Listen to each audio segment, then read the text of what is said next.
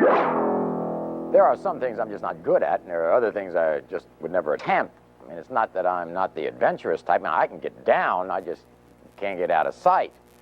Well, our next story deals with one of those things I just know I'll never do. Producer Catherine Williams, reporter Mary Hughes introduce us to a group of people capable of some complex and creative contortions.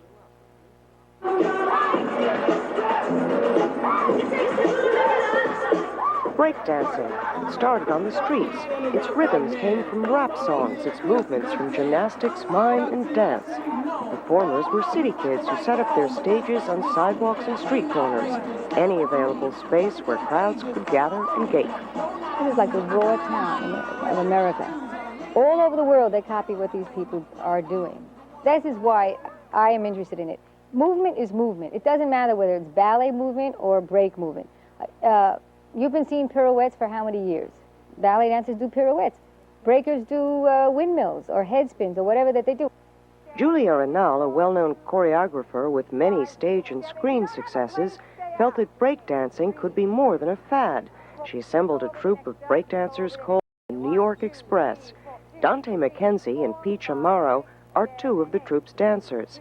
Although they share a love for dance, their backgrounds are as different as the moves they make on the dance floor. Dante McKenzie, a poor kid from Kentucky with a violent past and a dismal future. At the age of 5, he saw his own mother shoot his father dead in self-defense. By 15, he was a father himself. By 17, he was pleading guilty to an assault charge when a judge decided to send him to reform school. If it hadn't been for the New York Express, the next stop on Dante's train could have been prison. I kept getting in trouble, and I told him that I wasn't going to steal there. And I didn't. When I got out, I didn't. Then I just started back, like, stealing, like, gradually. I just started back because I, like, didn't, like, have nothing. If he hadn't had this opportunity, me or someone else probably would have seen him come back through some other doors to this kind of facility or the adult facility, because when Dante turns 18 in January, if he gets into difficulty in Kentucky, he'll be in our adult programs. Her name is Marion, but everyone knows her as Peach. She grew up in Windsor Locks, Connecticut, a wealthy suburban community miles away and worlds apart from Dante's. Her Hispanic heritage made her stand out in her hometown, so she looked elsewhere for identification. One place she looked was to the hip life of city streets. I saw some stuff on the streets, some of these kids dancing around, that I said, wait a minute, I can do that. And I went everywhere to learn it. I had the guts to go out and dance on the streets with the kids. And luckily enough, they accept me as, being a part of them and everything. Peach and Dante joined the New York Express over the summer and spent weeks practicing 8 hours a day, every day. As enthusiastic as the young dancers were, their raw talent couldn't make up for lack of technique. It was an uphill battle preparing for the debut in China. They are untrained, and they are undisciplined, and they have no work habits, and that's what makes it difficult. So I don't know what happens. I mean, they each have their own story, and they dream. They dream of becoming big and famous, and Michael Jackson. Everyone dreams of, The troupe left for China in October. They weren't sure what kind of reception to expect from a country that had barely heard of breakdancing, but in each of the 8 cities they visited, they performed to sell-out crowds, and wherever they went, their dancing broke all language and cultural barriers. But I didn't think it was going to happen. I don't know. I just didn't think it was going to happen. It was like too good to be true.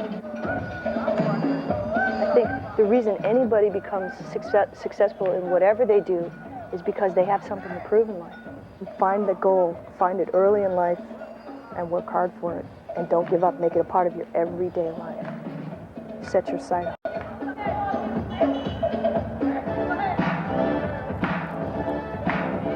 As most dancers on Broadway can tell you, fame is an elusive goal. But as long as there's music and a stage, or even a street corner, dancers will continue to dream.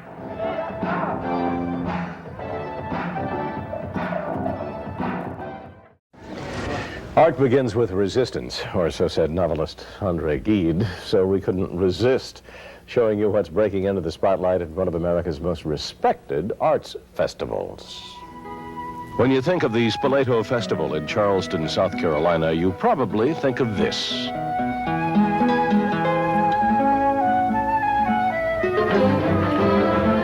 Or this.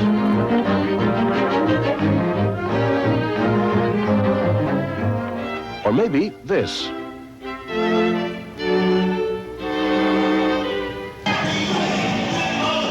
But this? About 3 months ago, the Spoleto directors commissioned Broadway choreographer Julie Arenal to bring breakdancing to the stage. That's the cue. Did you hear it? Tanya, listen to the cue. That's the... She roamed the streets of New York, recruited about a dozen street dancers, and worked to turn them into theatrical performers. I'm just using their talents and their vocabulary to create a unique form. For the street dancers, the chance to perform in Charleston was exciting, and for some, frightening. I'm a little scared about going out on stage, that's about it. My heart will probably sink 10 feet, especially the first night. I don't know how I'll handle it. You know, I want to see how people are going to react when they see me, you know. I never did something this big. By the time their plane arrived from New York, the kids were ready for Charleston, and Charleston was ready for them.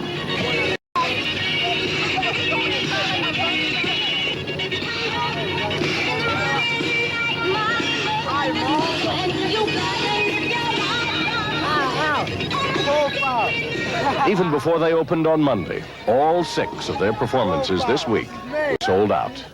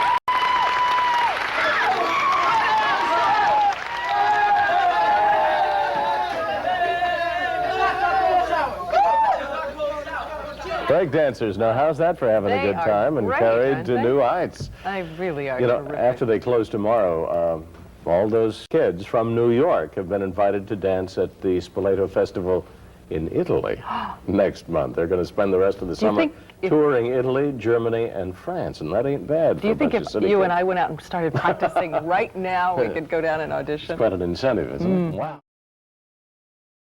Go ahead, and 1, 2, 3, 4, 5, 6, 7, 8. And 1, 2, 3, 4, 5, 6, 7, 8. 2, 2, 3, 4, 5, 6, 7, 8. 3, 2, 3, 4, 5, 6, 7, 8. 4, 2, 3, 4, 5, 6, 7, 8. 1, 2, 3, 4, 5, 6, 7, 8. 2, 2, 3, 4, 5, 6, 7, 8. 3, 2, 3, 4, 5, 6, 7, 8. 5, 2, 3, 4, 5, 6, 7, 8. 6, 2, 3. The thing about their dancing is that it really comes out of a true need and motivation. It really means something to them. They think they're doing something important, and that kind of gives it an integrity that's quite extraordinary.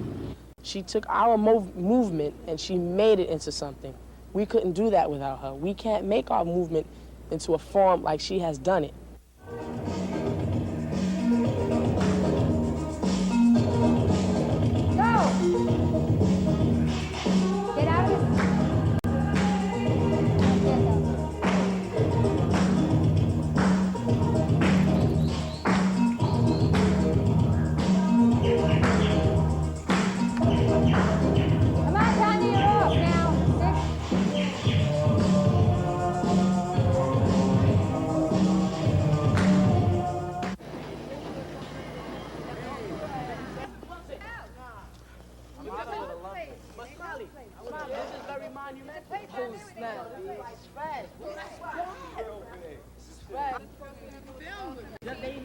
Hello.